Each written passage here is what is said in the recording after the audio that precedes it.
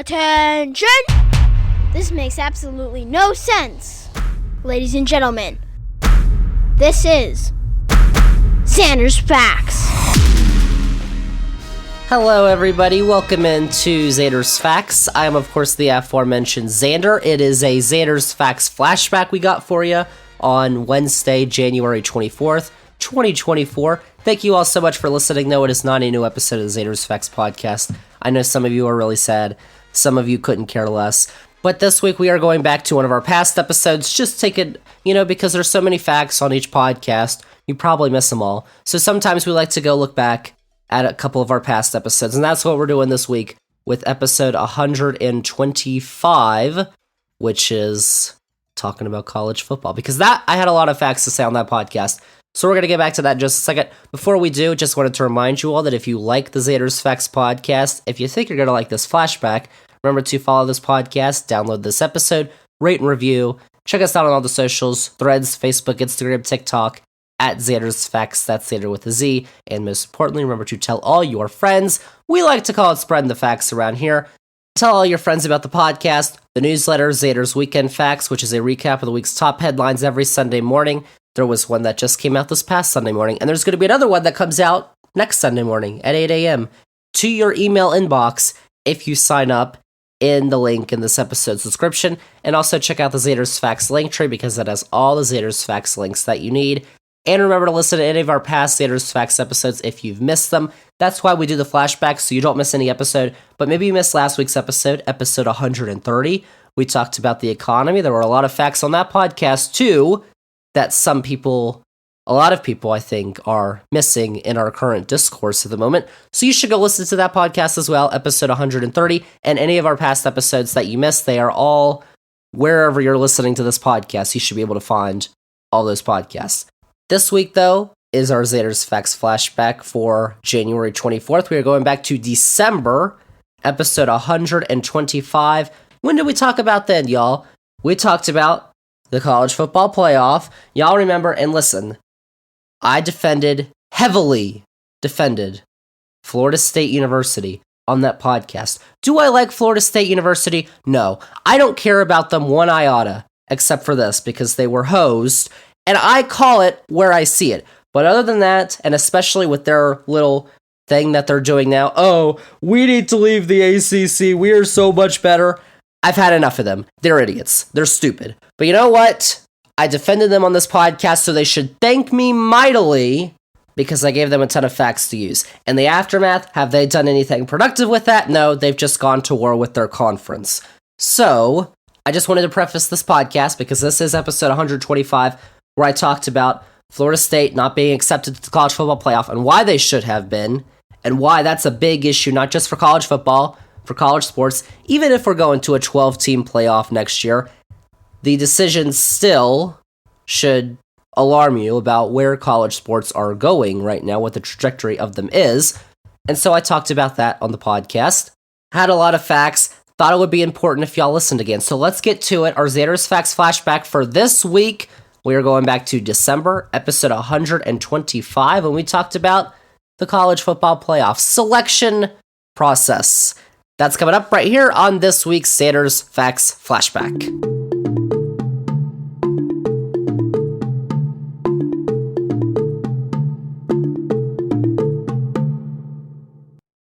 Zander's Facts. College football is on the agenda again, which I didn't want to do. I did college football the last podcast, but I had to do it again, y'all, because I am pissed.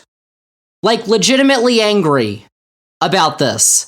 If y'all don't know, the college football playoff field to determine the national champion, the 4 teams were revealed on Sunday.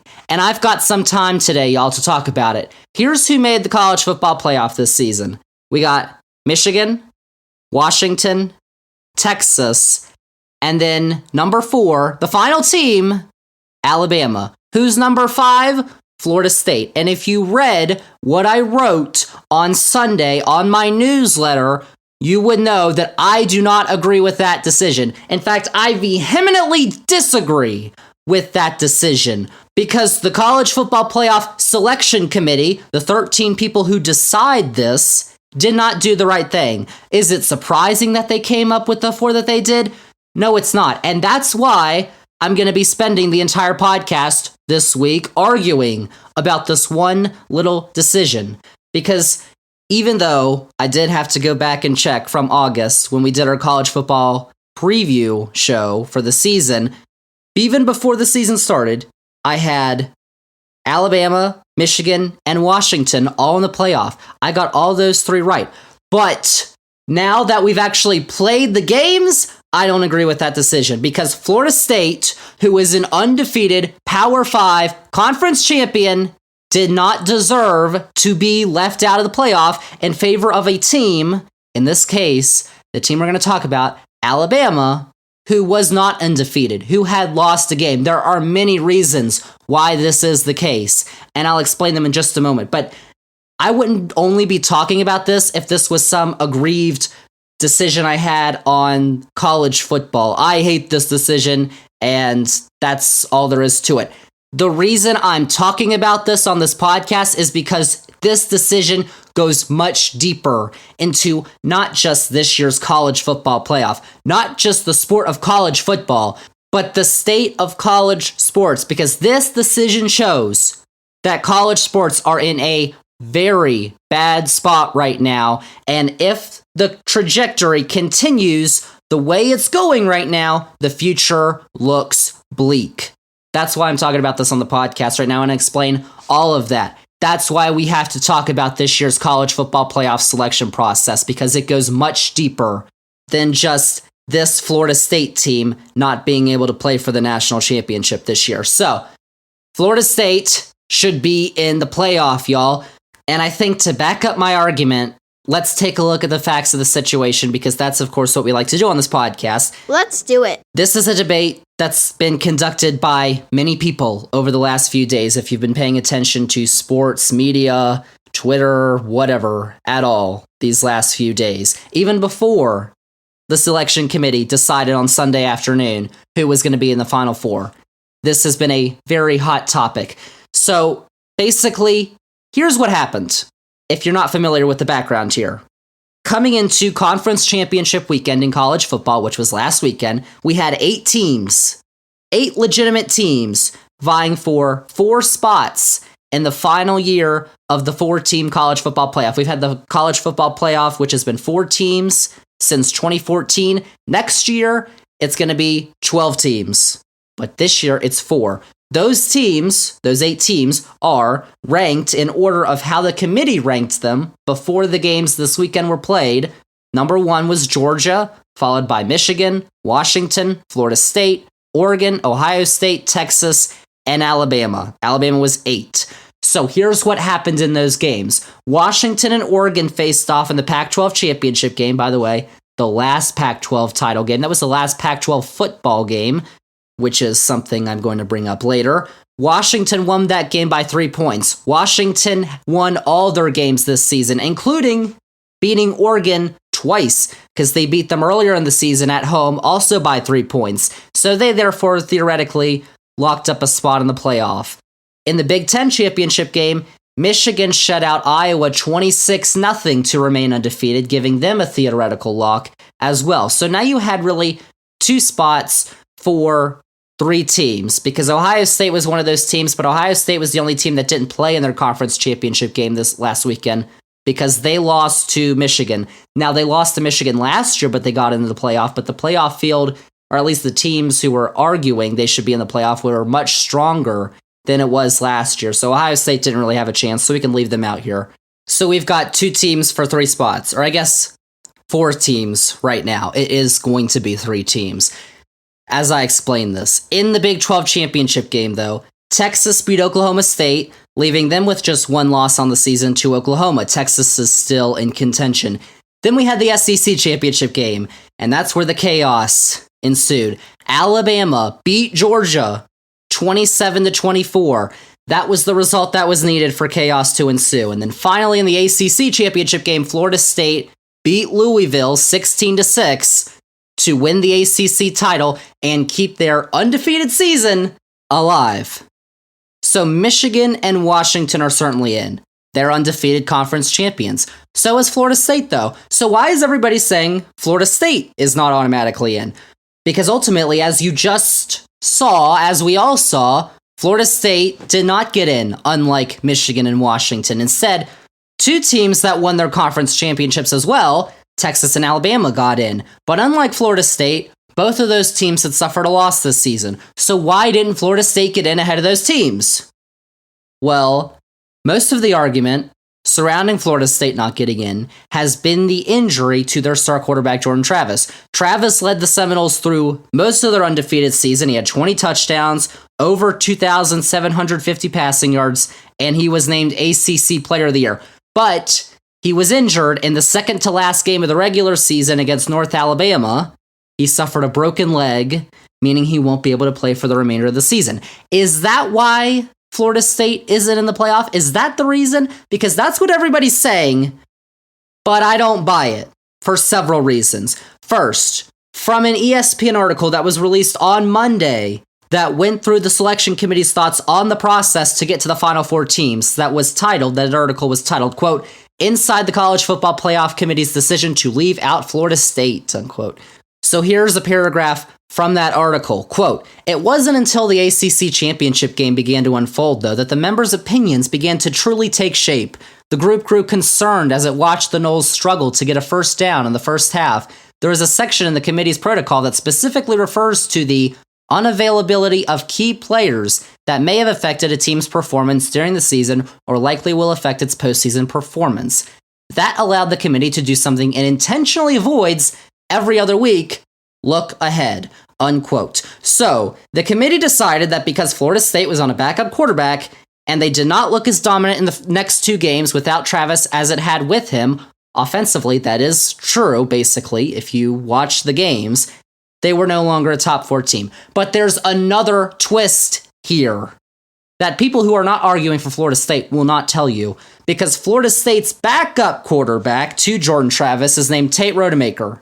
But he suffered a concussion late in Florida State's season finale game at Florida, a game they won against a rival in a noted hostile environment. So who started in the ACC championship against Louisville? It wasn't Florida State's second-string quarterback. It was their third-string quarterback, Brock Glenn, a freshman. So if we want to look ahead at who Florida State would be starting at quarterback in a month for the college football playoff semifinal games, which are on New Year's Day, it wouldn't be Glenn. It would be Rodemaker, wouldn't it? Because he would have gotten over his concussion in a month. Did the committee, just forget that? Did they forget last year when Rodemaker came in for an injured Jordan Travis in a game against Louisville on the road, where Florida State was trailing at halftime and then proceeded to score 3 touchdowns, the Florida State offense did in the second half,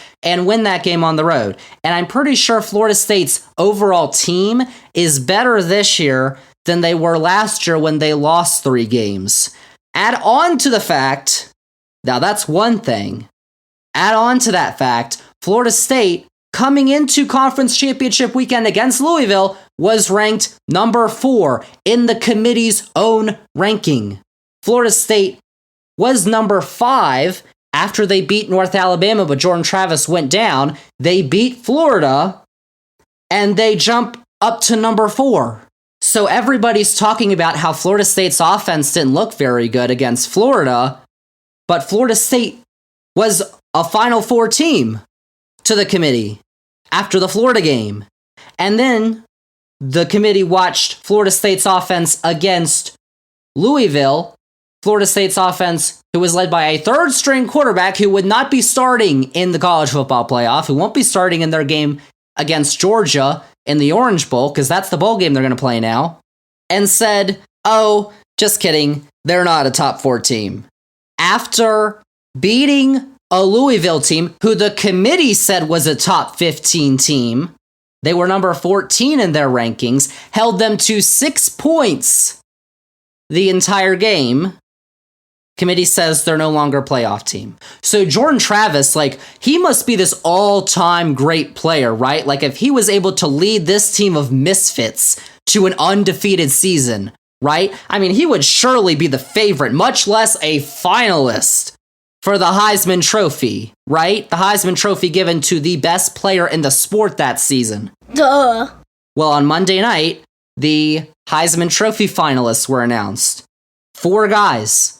LSU quarterback Jane Daniels, Ohio State wide receiver Marvin Harrison Jr., insert Gus Johnson, the Maserati Marv, Oregon quarterback Bo Nix, and Washington quarterback Michael Penix Jr. All very fine players who have been the best in the sport this season. Absolutely, they deserve to be named. But was Jordan Travis's name up there? No, it was not. So Jordan Travis isn't good enough to be named a finalist for the Heisman Trophy, which is given to the best player in college football that season, but he is good enough to keep his team out of the playoff because they didn't look as good without him.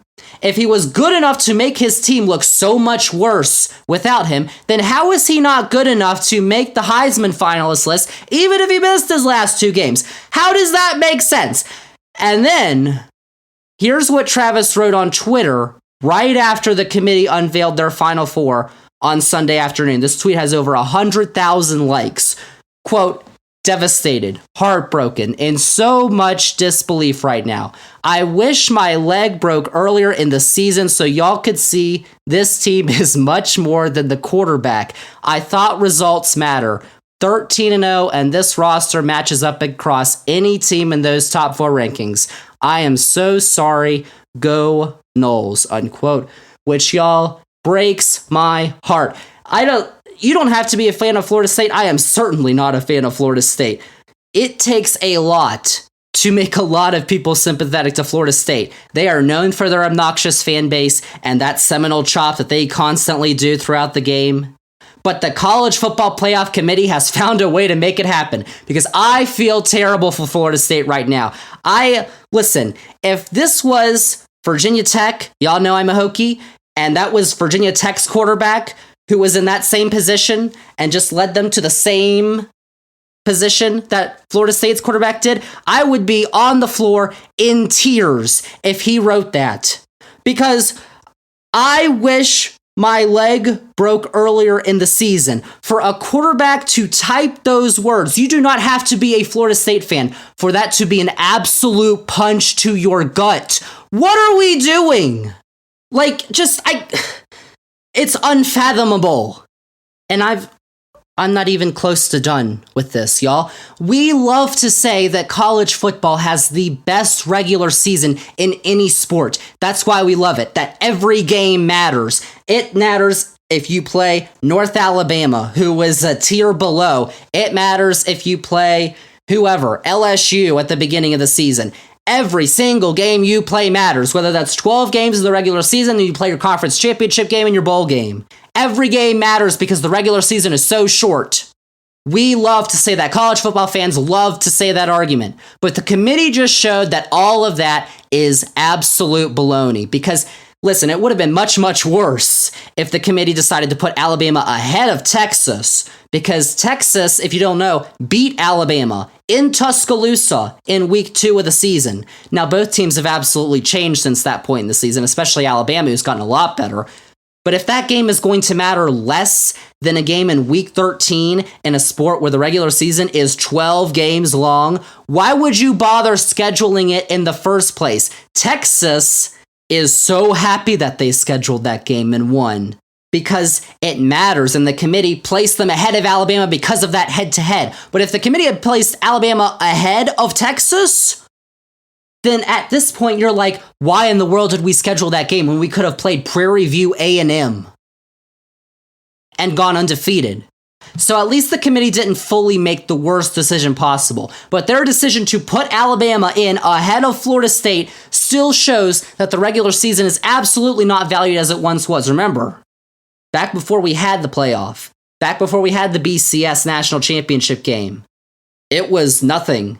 We had the Sugar Bowl, the Orange Bowl, the Cotton Bowl, the Fiesta Bowl. We had those bowl games. We didn't have a national championship game, and the polls chose who won the national championship, and we had co-national champions a bunch of years, which is why we went to the national championship game and to the playoff. And there were arguments against the playoff because they said it would devalue the regular season.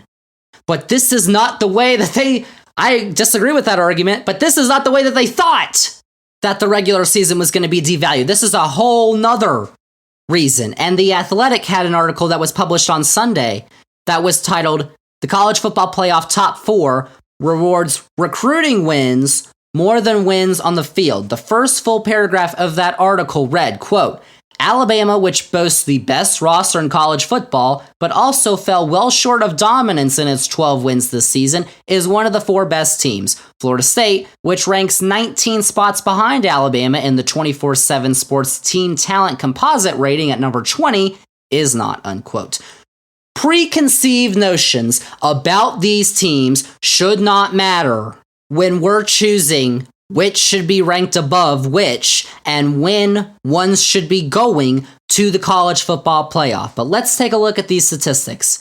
When we take a look at what actually happened on the field, and we're not taking a look at recruiting ratings, Florida State has lost 0 games this season. They played 11 Power 5 teams.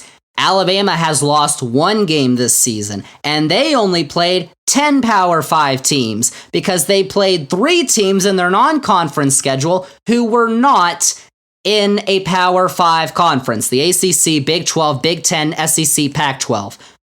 Florida State and Alabama, despite being in separate conferences, share a common opponent this season. You would think, oh, well, whoever performed better against this common opponent is probably the better team, right? Or at least should be ranked higher.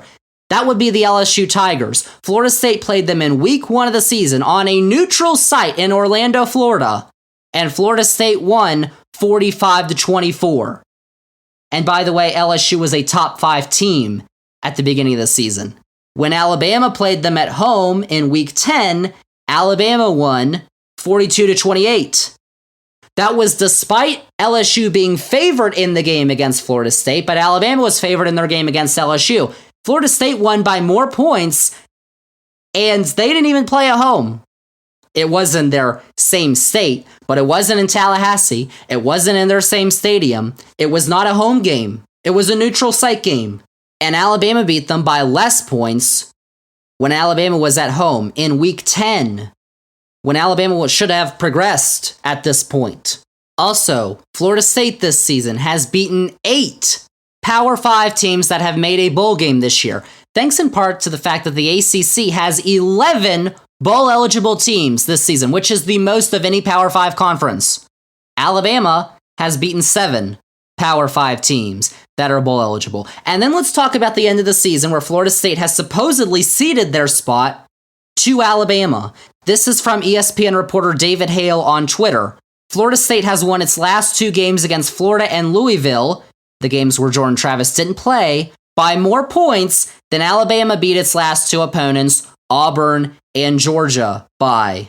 Now, Georgia is better than Louisville. Auburn might be a little better than Florida. But when Florida State's offense was apparently so terrible that the committee said, oh my gosh, they're not a top 4 team, they still won by more points than Alabama beat its last 2 opponents by. Oh yeah, and we want to criticize Florida State for beating a 5-win Florida team in a rivalry game, as I said, at the Swamp, a notoriously hostile environment, what the Florida fans like to say to me, by just 9 points, without Jordan Travis. But do remember what had to happen for Alabama to beat Auburn on the road. They had to score a touchdown on 4th and 31, or else the game was over. And before that, Auburn had to muff a punt for Alabama to get the ball back. Auburn was going to win that game. Auburn is 6-6 this year. And Alabama needed a miracle to win that game. For the entire season, Florida State's offense is ranked 13th best in the country, compared to Alabama at 19. Including conference championship weekend, by the way. And Florida State's defense is 6th best in America, allowing just 15.9 points per game. Alabama's defense is ranked 17th. Louisville, who had one of the best offenses in the ACC this year, scored 6 points against Florida State. That was the lowest point total they had all season. The only other time they scored less than 20 points in a game was when they won 13-10 against NC State. They scored 13 points. Florida State's defense held them to 6. And then another thing, when we're talking about rankings, strength of schedule and strength of record. Those are two stats that have been thrown out there in this argument. They were on ESPN while the rankings were getting unveiled. One favors Alabama, the other favors Florida State. In strength of schedule, Florida State ranked 55th. Alabama ranked 5th. In strength of record, Florida State ranked 3rd. Alabama ranked 4th. But you can't control your schedule. You don't control the teams you play. In college football, that is decided almost a decade in advance, your schedule now at this point. We're scheduling games for 2035. Like, I think that's when Virginia Tech and Alabama are going to play next in the regular season. They've already got it scheduled. But you do control how you play against your schedule. Here's why that strength of schedule argument needs to be thrown all the way out of here. Here are the top 4 teams, if we're going to go by strength of schedule, okay?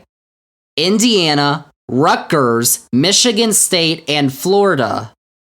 Only Rutgers is going to a bowl game this year out of those 4 teams, okay? But what about the top 4 teams according to strength of record? Washington, Michigan, Florida State, and Alabama. And the 3 teams right on the outside, Texas, Ohio State, and Georgia.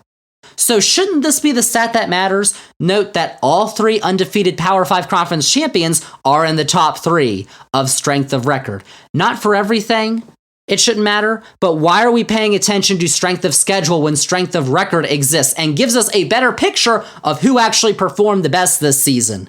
And ESPN's Bill Connolly even put together a statistic that he calls Resume SP+, which Connolly describes, this is a quote, a tempo and opponent-adjusted measure of college football efficiency, a measure of the most sustainable and predictable aspects of football. He combined that with strength of record. And here's what the results showed.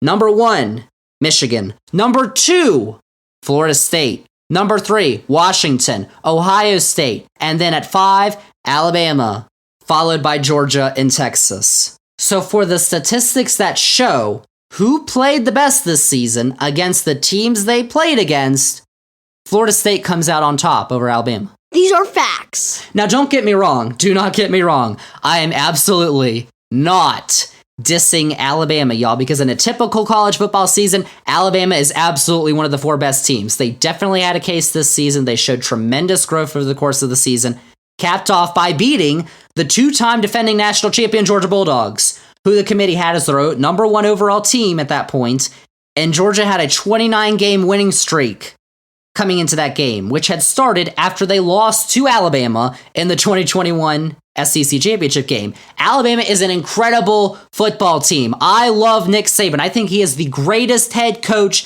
in the history of college football. And, literally, who could blame him for advocating on behalf of his team to make the playoff? It's literally his job. It would be shocking if he went out and said, no, Florida State deserves to get in, we don't. That's his job, to advocate on behalf of his team. In no way am I saying that Alabama did not deserve to make the playoff or is not a good football team. But over Florida State, they did not. And I think that the Crimson Tide have been receiving some scrutiny because they happen to be the team that jumped Florida State. They don't deserve that. The anger here should not be squared at Alabama, who has a good football team, a great football team, one of the best football teams, but at the powers that be in college football. Because another thing, the SEC, the Southeastern Conference, where it just means more, was not a dominant football conference this year. That's the notion we have in all of our heads, that the SEC is somehow the greatest conference in the history of the world every year, 24/7, that God mandated that the SEC is the best conference. That may have been the case in previous years, but there's not a lot of data that shows the SEC is just so much better than everybody else, including the ACC this year. Because do you know what the SEC's record against other Power 5 conferences this year was? The SEC teams played 16 games against other Power 5 conference teams. They went 7-9. The SEC's record against the ACC this year, we say the ACC is the worst football conference out of the Power 5. The SEC went 4-6 against the ACC. It's a fact. And 2 of those losses were to Florida State. And defenders of the SEC, because don't worry, there's a bunch of them, will tell you, oh, well, that's because you beat Florida, who's not going to a bowl game. South Carolina twice, who's not going to a bowl game. Vanderbilt, who's not going to a bowl game. Well, 3 of the SEC's wins are against Georgia Tech twice and Virginia. Now, Georgia Tech, don't get me wrong, did make a bowl game. Georgia Tech went 6-6 this year. How about that? But the 2 SEC wins against Georgia Tech were Georgia and Ole Miss. Teams that are ranked in the top 15 of the playoff rankings right now. And Virginia, who is dreadful this year, don't worry, I witnessed it up close against Virginia Tech, lost to Tennessee, who's also ranked in the committee rankings right now. So that can go hand in hand. So the SEC went 4-6 against the ACC this year, and 2 of those losses were to Florida State. Yes, the SEC has won the last 4 national championships, 6 out of the last 9, and there's been 2 times where SEC teams have played each other in the national championship game where no other conference has had that happen once in the college football playoff. But are we talking about those past years? Do any of those previous seasons mean anything when we are talking about the 13 games that were played in the 2023 college football season? Absolutely not. How can we say that the SEC was some powerhouse this season compared to everybody else? They had a losing record against the ACC. The ACC even had a winning record against the Big Ten. They won 4 games, they lost 3. The ACC had more teams qualify for a bowl game, that means win 6 games, than the SEC did. But because it just means more, we're going to give the nod to the SEC? Like, ask yourself, if they switched the resumes right now of Alabama and Florida State, who would be the team that's in the playoff right now? It would be an undefeated Alabama team over a 1-loss Florida State team. There's no doubt that a Alabama team who lost their starting quarterback to injury, everything that happened to Florida State, you put on Alabama, you give to Alabama, Alabama gets in over a Florida State team that has that same resume. And listen, like I said, I'm not dissing Alabama. Alabama has a great football team. Nick Saban is one of the best coaches in sports. He's the best coach in the history of college football.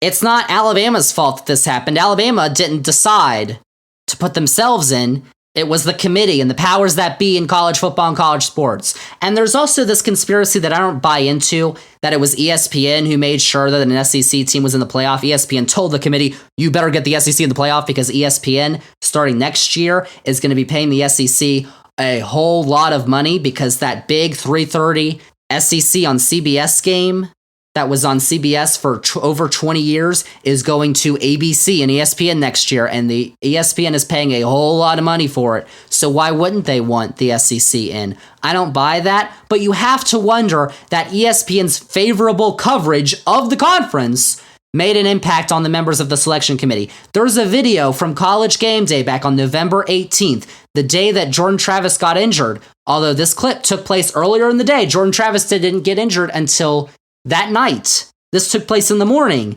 where ESPN analyst Kirk Herbstreit is already questioning whether an undefeated Florida State team would make the playoff over an SEC champion Alabama team. And that was before Jordan Travis got hurt, before the committee says Florida State's offense looked terrible in their last 2 games of the season. That was before they were already questioning whether Florida State should have gotten in. Why? Because as Kirk Herbstreit said, go watch the video on Twitter, there's no way an SEC champion gets left out. Why? Why is that not? If Georgia won, they're obviously in, they were undefeated, but Alabama lost the game. Why would Alabama get in over a team who beat them and a team who's also undefeated in a power conference who has more wins against the SEC than the SEC has wins against the ACC this year? So here, let me play you a clip from the selection show that was on ESPN on Sunday afternoon, where they actually unveiled the rankings. This was right in the aftermath of Alabama getting picked number 4 and Florida State getting picked number 5. This is a clip of ESPN analyst Booger McFarland. Yes, his name is Booger.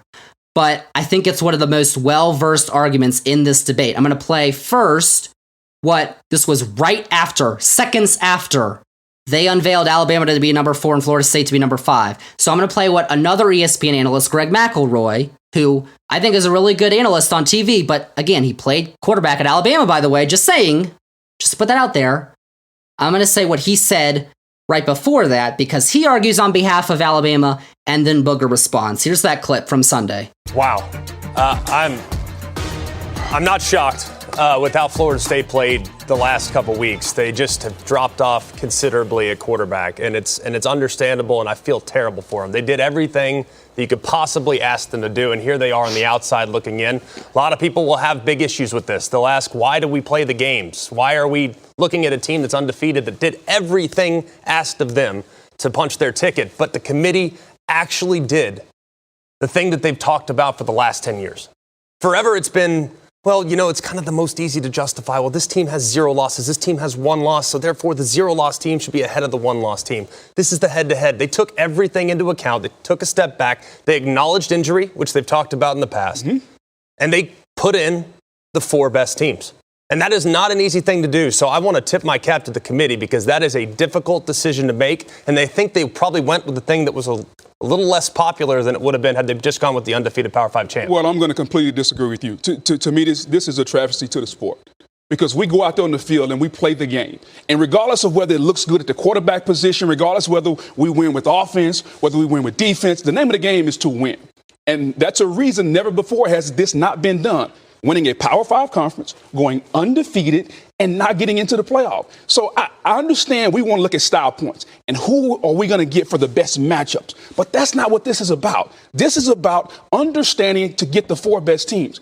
One team has a loss, and that's Alabama. One team doesn't in Florida State. And the fact that this committee could take a Power 5 conference champion that's undefeated, those kids have went out there and busted their behind and not get into the playoff based on the eye test. Mind you, this is the same Alabama team who needed a prayer in Jordan Hare to beat an Auburn team that lost to New Mexico State. So that's really what has me bothered right now. The name of the game is to win. That's what it comes down to. One team had a loss, the other didn't. And what the committee is saying to the Florida State team without Jordan Travis is, you're not good enough. But if you're Florida State, this is why everybody is so incredulous right now. What are you supposed to do? You did everything you were supposed to do. You won all your games. And the committee said, no, this team who lost a game is better than you. 2 teams who lost a game are better than you. When you're playing in a Power 5 conference, which is supposed to be on level footing with the other conferences, and what I just showed you in their matchups, the ACC was better than the SEC this year. So, that's the thing. What are you supposed to do? This isn't some thing that parents nowadays are complaining about. Everybody gets a participation trophy. Oh my gosh. No, Florida State won all their games. This isn't a participation trophy. This is what else are you supposed to do? It's unfathomable. But the issue I have with what Greg McElroy said is that the committee went with the 4 best teams, and he tips his cap to the committee. That's according to Greg McElroy. That's not according to everybody. If we're going to make the argument that it should be the 4 best teams that get into the playoff, where's Georgia? Georgia was on a 29-game winning streak. Georgia's ranked number 6 and hadn't come close to losing to anybody all year until they lost by 3 points in a nail-biter in the SEC championship game in Alabama. Where's Ohio State? Ohio State didn't come close to losing to anybody until they lost to Michigan on the final drive of the game on the road in the last game of their season. Where is Georgia? Where's Ohio State? And I'd also note that if Florida State looks so much worse without their starting quarterback, then why are they ranked ahead of Georgia? Why are they ranked ahead of Ohio State? That doesn't make any sense. Why would the committee, if they have a problem with how Florida State's offense looks, how are they ranked ahead of Georgia and Ohio State? That doesn't make any sense, because the committee knows that Florida State still has an uber-talented roster with at least 2 potential first-round picks, likely to go in the top 10 of this year's draft in wide receiver Keon Coleman and defensive end Jared Verse, which makes their decision all the more confusing. If we want the 4 best teams, How is Washington ranked number 2? Yes, Washington beat everybody, just like Florida State. And Michael Penix Jr. absolutely deserves to be in the Heisman running. But they won their last 3 games of the season by 9 total points. They beat Oregon State by 3 points. Oregon State's a good team. They beat Washington State by 3 points. Washington State isn't that good. And they beat Oregon by 3 points. Because if we want the 4 best teams, then maybe I'd put Oregon in there. If we want the 4 best teams, if we don't just want the teams that won all their games, why is Oregon not in there? Because Oregon looked much better than Washington for this season. Oregon's closest victory was a 9-point win against USC. They beat all their other opponents by more than 10 points, including scoring 81 points on Portland State to start the season. Now, Portland State's Portland State, but you scored 81 points. But what happened the 2 times that they played Washington? They lost. That's why they aren't in the playoff. Because they lost the game. That's why this whole process of selecting the 4 best teams out of 5 Power 5 conferences, mind you, is extremely subjective and extremely flawed. As ESPN analyst, another one, Dan Mullen, pointed out in another clip I'm going to play for you here that aired a little later in the day on ESPN on Sunday. Here's that clip. Well, the same day you're talking about this Florida State game, the Alabama team, who we just shoved right in there to the greatest thing of all times, played an Auburn team who had been absolutely boat raced by New Mexico State. I mean, embarrassed by New Mexico State. The week before. And needed an absolute miracle to beat an extremely below average Auburn team. And so, but I guess I'm sorry, that was not with their backup and third string quarterback. That was with Jalen Milroe, who is has to be, Jalen Milroe is the guy. They could barely win that game. So I think, to me, and it gets into the biggest thing, and I love the criteria. The criteria is the best team. Well, how do you find the best team? Okay, the best team subjectively, well, it was already done. The best team yesterday going in, Georgia was the number 1 ranked team.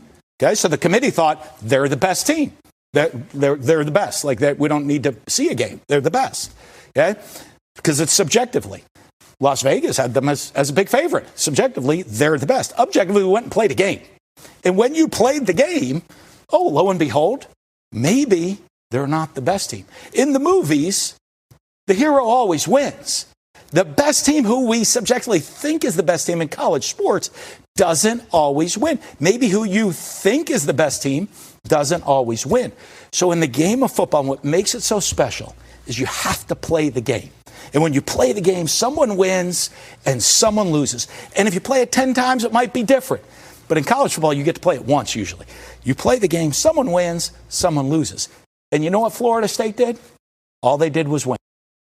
Winning has to matter. Because if not, I could say that, well, LSU's offense has looked electrifying this year. Their quarterback, Jaden Daniels, has been incredible, and he might win the Heisman.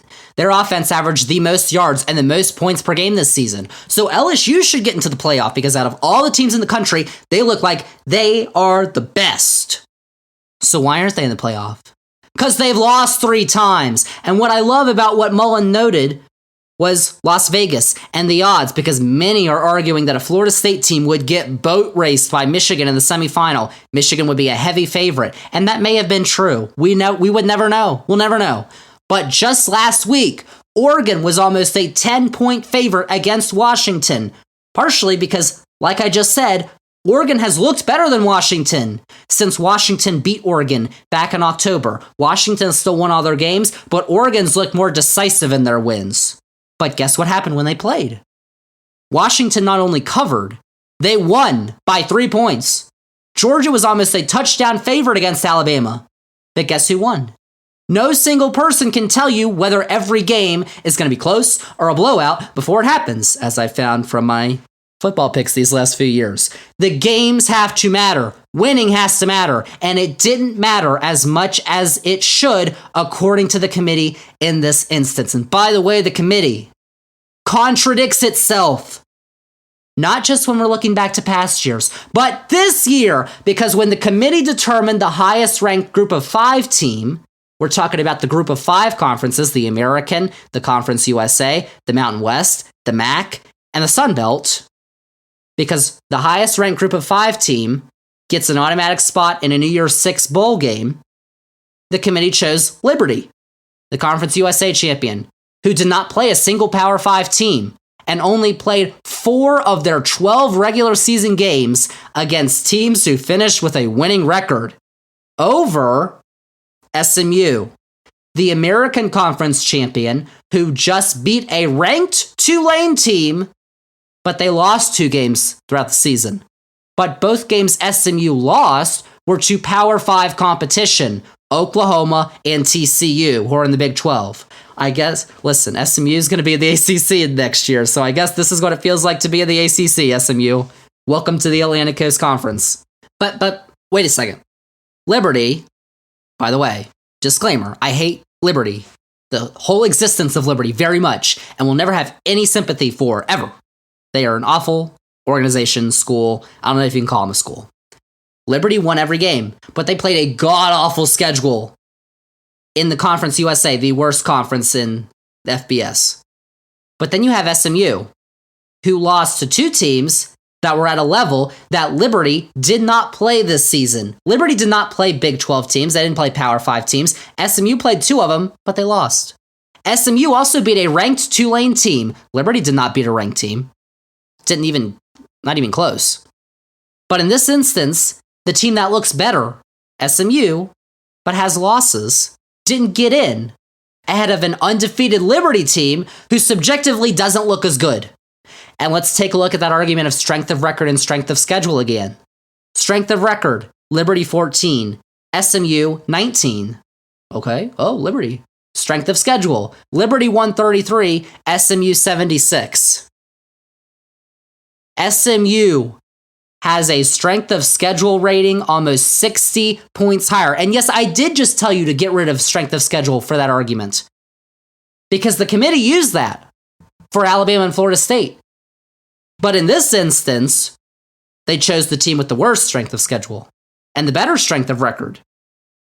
So now the committee just looks stupid and inept because they've contradicted themselves now, and that's where you have to think that the SEC bias crept in, when even as I just pointed out, the SEC was not the objective best conference this year, even compared to the ACC. And yes, I know, I realize that this is all not going to matter next year with the 12-team playoff, because it's the final year of the 4-team playoff. 12-team playoff is coming next year. But in that 12-team playoff, we've got 5 highest-ranked conference champions. They're going to be given automatic spots, so Florida State would have gotten a bid. So we won't be having this exact same argument next year with the same consequences. And it's also true, I'll add, that if it wasn't for the ill-fated coalition of the ACC, Big Ten, and Pac-12 that was dubbed the Alliance, if you remember that, failed spectacularly. If it wasn't for them, the playoff would have actually been expanded to 12 teams this year. But they held off for a year. But even if there was a 12-team playoff this year, we'd still be talking about the top 4. Because in the 12-team playoff format, the 4 highest-ranked conference champions receive byes. And they don't have to play in the first round of games. That's pretty significant, I'd say. So even if Florida State automatically got in, they'd still get hosed because they'd be the 5th highest-ranked conference champion. So there's even that hypothetical argument that could come into play in future years, even though Pac-12 isn't going to be a conference starting next year, which gets me into my overall point here. Like I told you all, I would not be talking about this on the podcast if the only reason I was upset was Florida State missing the college football playoff this year. I'm not a Florida State fan. 99% of the time, I don't care about Florida State, but it goes much deeper than Florida State missing this year's playoff, because this isn't just about Florida State missing the playoff this season. It's about what the trajectory of college sports looks like right now and what the goals of those who are in charge of college sports are. I'm going to read you a couple of quotes on reactions from Florida State missing the playoff. First, from Robert Griffin III. Y'all probably remember him. He's a former Baylor and NFL quarterback. He's a current analyst on ESPN. He wrote on Threads, quote, Florida State is the first undefeated Power 5 conference champion to not get into the college football playoff, despite the ACC having a 6-4 record against the SEC this year, despite their defense not giving up 30 points in a single game all year, despite their offense having more yards in the ACC championship than Michigan had in the Big Ten championship, despite holding Louisville's top 20 offense to 6 points, despite beating 4 top 25 teams. despite finding a way to win with their backup quarterback in a bitter rivalry game, despite finding a way to win with their third-string quarterback in the ACC championship game. Florida State earned their spot in the CFP on the field, with and without Jordan Travis. You don't punish or diminish the work of 100+ players and coaches because one player is not there on the field calling the shots. FSU has always answered the bell this year, and their response to losing their quarterback was to play possessed on defense. It is an absolute travesty that they were excluded from the college football playoff, unquote. Amen. He just summed up what I just said in the last 45 minutes in like 3 paragraphs. Florida State head coach Mike Norvell released a statement that read, quote, "I am disgusted and infuriated with the committee's decision today to have what was earned on the field taken away because a small group of people decided that they knew better than the results of the games. What is the point of playing the games? Do you tell players it is okay to quit if someone goes down? Do you not play a senior on senior day for fear of injury? Where is the motivation to schedule challenging non-conference games? We are not only an undefeated Power 5 conference champion, but we also played 2 Power 5 non-conference games away from home and won both of them. I don't understand how we are supposed to think that this is an acceptable way to evaluate a team. I'm hurting for our players who have displayed a tremendous amount of resilience and response this season. What happened today goes against everything that is true and right in college football. A team that overcame tremendous adversity and found a way to win, doing whatever it took on the field, was cheated today. It's a sad day for college football. I'm proud of the work we have put in and the players I have the privilege to coach. We have one more opportunity to find this 2023 team in the Orange Bowl, and I believe in how our team will respond," unquote. Yes. So the committee is saying if Louisville blew the game, if Louisville did not care about the ACC championship game because they weren't going to go into the playoff. They had lost to Kentucky the week before. So if Louisville just took out all their starters and let Florida State romp them on offense, the committee would have let Florida State in. And to his point, why schedule challenging non-conference games? Florida State scheduled LSU on a neutral site. LSU was a top 5 team coming into the preseason. And Florida State, they didn't just beat LSU, they destroyed LSU by over 20 points. But that didn't matter in the grand scheme of things, apparently. And then finally, the last quote I'm going to read you is the commissioner of the ACC, Jim Phillips, who said, quote, "It's unfathomable that Florida State, an undefeated Power 5 conference champion, was left out of the college football playoff. Their exclusion calls into question the selection process and whether the committee's own guidelines were followed, including the significant importance of being an undefeated Power 5 conference champion. My heart breaks for the talented FSU student athletes and coaches and their passionate and loyal fans. Florida State deserved better. College football deserved better," unquote. So we got a problem. We got the Florida State head coach going scorched earth. We've got the ACC commissioner going scorched earth against the College Football Playoff Selection Committee. There is massive, deserved outrage at what the committee did. And I keep seeing all over ESPN, Paul Feinbaum, who is the golden bearer of the SEC. He's an ESPN and SEC network analyst and a radio host. Paul Feinbaum is everywhere on ESPN, Sunday, Monday, Tuesday, claiming that the committee did the right thing putting Alabama in and that you wouldn't even be able to imagine the outrage that would be taking place right now if Alabama didn't get in and Florida State did. Huh.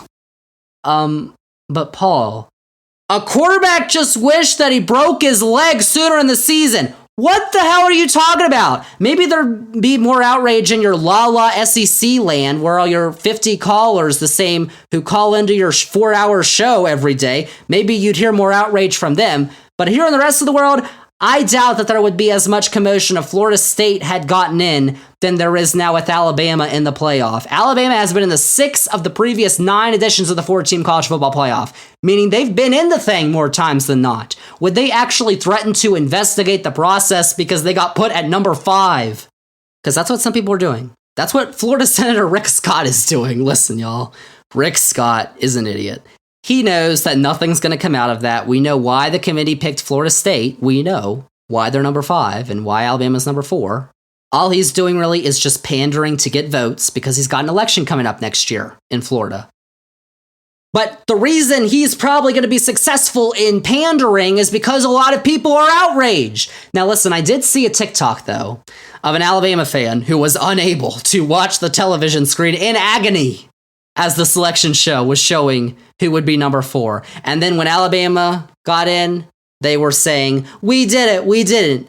No, you didn't do a damn thing. You just sat on your ass every Saturday this fall and watched Alabama on the TV screen. You didn't do anything.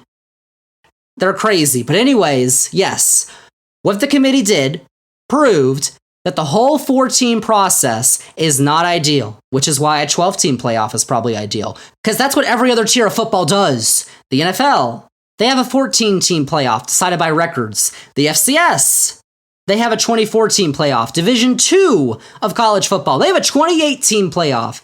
But surely Division III wouldn't have a playoff, right? Nope. They have a 32-team playoff.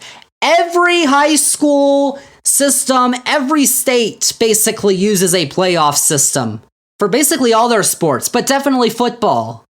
Now, I'm not advocating for a 30-team playoff, y'all. I think 12 teams is probably a good place that gives us really every team that could possibly contend for a championship at the end of the season.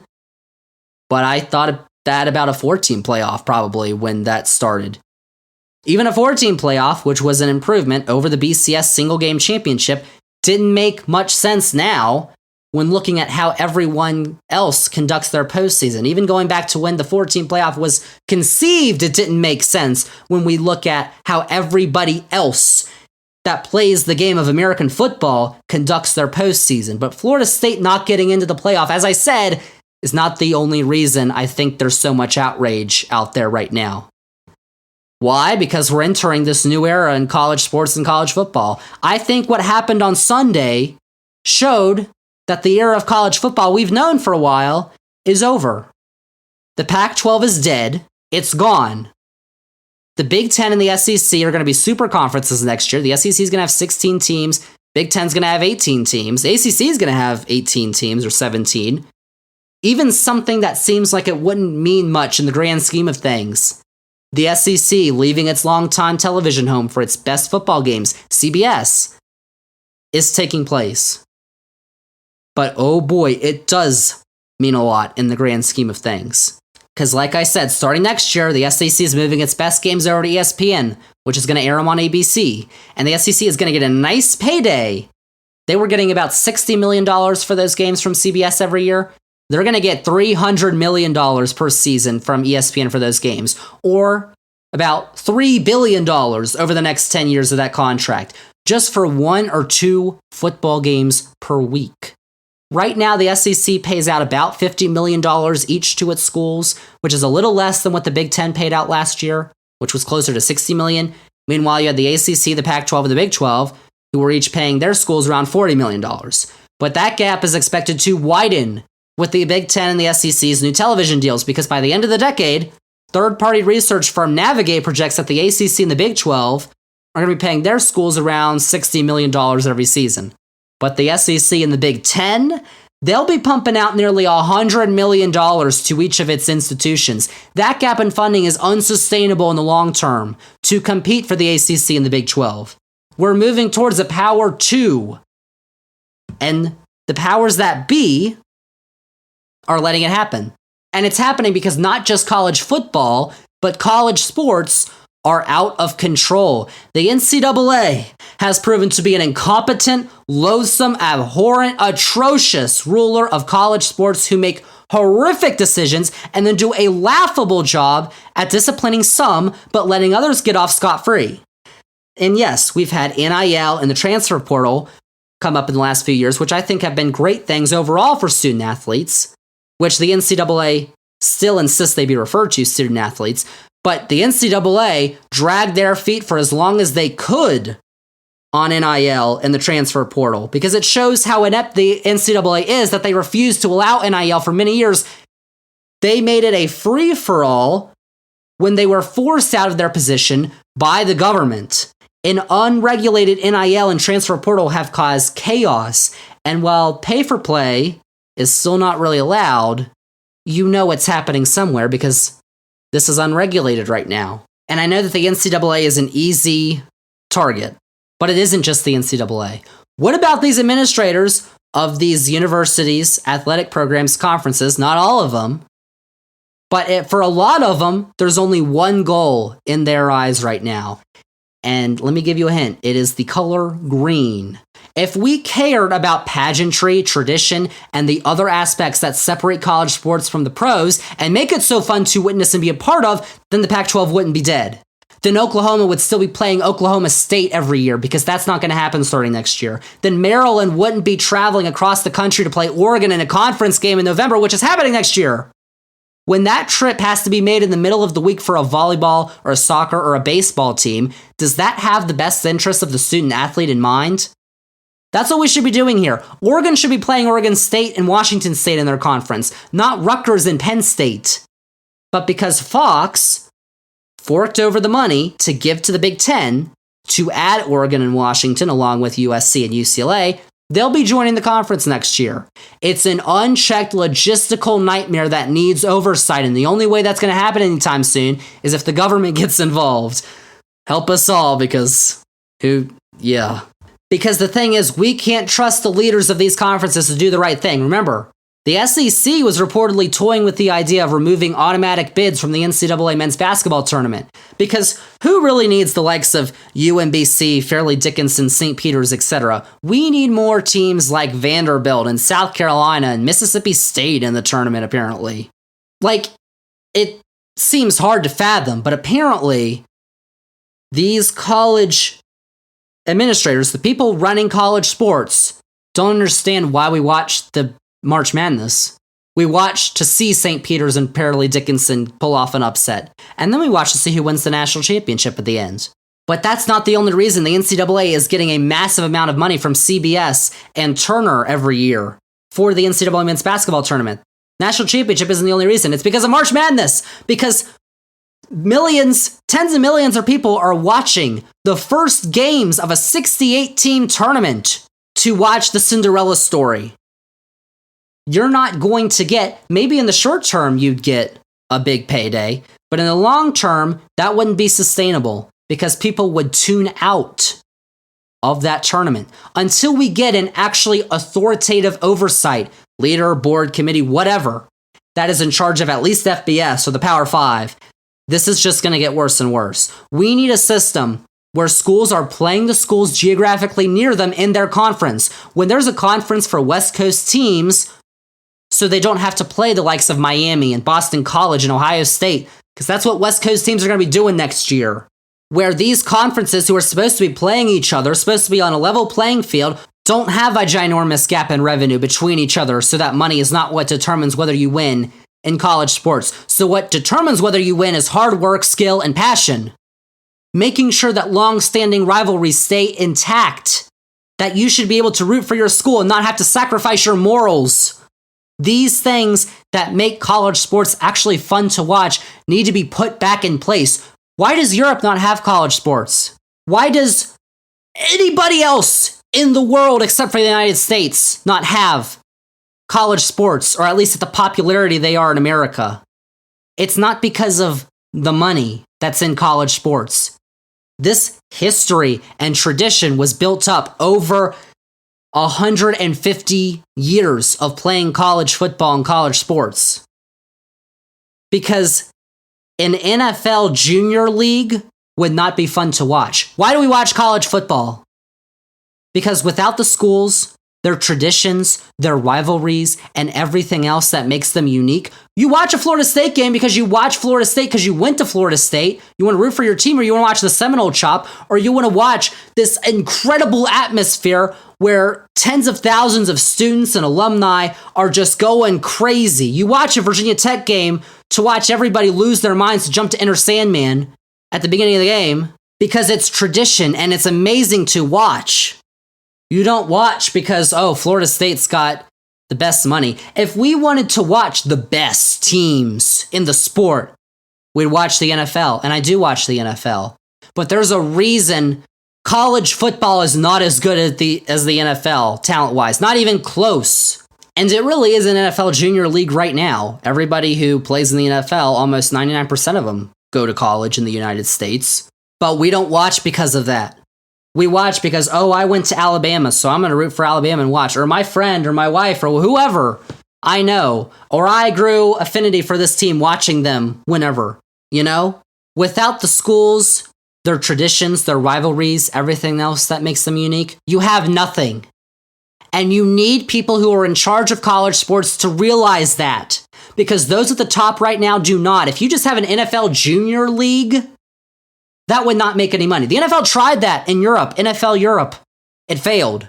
If you want to watch a lower quality of football, which college football is, except for the psycho fans out there who just love football so much, that audience is not sustainable for the amount of money that these college and conference administrators want. You need people to watch who are rooting for mascots and schools and traditions and whatever. You need those people if you want to sustain your level of importance, your level of popularity, your level of funding. And the people in charge of college sports, I don't think they realize that right now, because what's going on, the trajectory college sports is on right now, is moving away from all that. And that's the biggest problem. But ultimately, in conclusion, what the committee truly showed on Sunday is that. It's that we've moved into this new era of the haves and the have-nots within what we consider right now to be the Power 5, which might just be the Power 2 right now. Because you take a look at the playoff teams by their conference affiliation next year, Michigan and Washington are going to be in the Big Ten. Alabama and Texas are going to be partners in the SEC. And out of the 13 teams in the final college football playoff ranking, only one team is going to be in a conference next year that's not the SEC or the Big Ten. And that's Florida State. Cool facts, bro. And listen, what just happened to Florida State is probably going to make them try and get out of the ACC. Now, more than ever, there's been rumblings that them and Clemson and whoever are trying to get out of the conference. They've even said publicly a couple months ago that they were not happy with the ACC. And now this might just expedite their move. Which I don't think is, I want the ACC to stay. I like playing UVA and North Carolina and NC State, Miami, and Pittsburgh because those are the teams near us. Washington, Oregon, Oklahoma, Texas, those aren't the teams near us, as I'm referring to Virginia Tech. I want to play the teams near me that we have tradition with, you know? And we don't even have that. We have a long-standing rivalry with West Virginia. We've barely played West Virginia in the last 15 years, even though they're right there. But because of these different conference affiliations. And so listen, a 12-team playoff cannot come soon enough. It's coming next year. But it came too late to save the Pac-12. The Pac-12, a conference whose origins go back 100 years, is dead because of money. It may have come too late to save the ACC, at least from becoming the Big Ten and the SEC's little play toy. The gap in funds that the Big Ten and the SEC schools are going to have over the ACC and the Big 12 schools isn't that wide right now, compared to what it's going to be at the end of the decade when some schools are gathering over $50 million more per season. And we've already seen at least how the committee views SEC and Big Ten teams compared to ACC teams. If you take a look at the rankings this year, and it'll just lead to more and more of what's happening already in the next couple of years, even with an expanded playoff. Like, y'all, even though the change is coming at this point, we'll see what happens, but why would it matter? So I just wanted to finish this up by reading from a USA Today article from Sunday that was titled, Committee Snubbing Unbeaten Florida State Makes a Mockery of College Football Playoff, which was written by one of my favorite sports writers, Nancy Armour. Y'all probably remember back in the summer when I brought up Armour's article on Megan Rapinoe after the U.S. women lost in the World Cup, titled USWNT might have lost at World Cup, but Megan Rapinoe won a long time ago.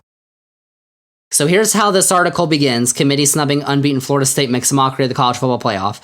It begins, quote, good to know these last 4 months didn't matter, that results on the field don't matter. Those are the only conclusions that can be drawn from the College Football Playoff Selection Committee's decision to pass over an unbeaten ACC champion Florida State for one-loss Alabama on Sunday. The committee members looked into their crystal balls and decided that there was no possible way a Florida State team without its starting quarterback could compete, so why bother even let them try? Especially when there was college football royalty Alabama there for the taking, and SEC Commissioner Greg Sankey reminding everyone who would listen that it's an unwritten rule One of the 4 playoff spots is reserved for the SEC. There's a problem with that. Several, in fact, but none larger than the committee going against its own precedent and snubbing a Power 5 conference champion that did everything right on the field. A perfect season that included 3 wins over top 20 teams, as well as wins over 2 SEC teams outside of Tallahassee, and one of the top defenses in the country because of what its members feel. That isn't the pinnacle of competition. That's a beauty pageant, unquote. So I ask again, what does Florida State have to do? Did their quarterback not have to get injured? Did Florida State's second string quarterback not have to get injured for the committee to realize that Florida State should be in the playoff? Because that beauty pageant aspect isn't going away anytime soon with the trajectory of college sports. The committee failed college football, and the committee ultimately failed college sports. Zander's facts. So there you have it, y'all. Those are all the facts I got for you on this week's Flashback. Thank you all so much for listening, and remember that if you liked all the facts we had on this week's Zander's Facts Flashback, remember to follow this podcast, download this episode, rate and review the podcast, check us out on all the socials, Threads, Facebook, Instagram, TikTok. I usually post stuff on there, at Zander's Facts, that is Zander with a Z, and most importantly, remember to tell all your friends. We like to call it spreading the facts around here. Tell all your friends about the podcast, the newsletter, Zander's Weekend Facts, along with Zander's Facts YouTube channel, because you can check out this episode and a bunch of our past episodes on the YouTube channel with the nice background. You can watch, subscribe. It's lovely. Go check it out on YouTube, and also check out the Zander's Facts link tree, because it has all the Zander's Facts links that you need.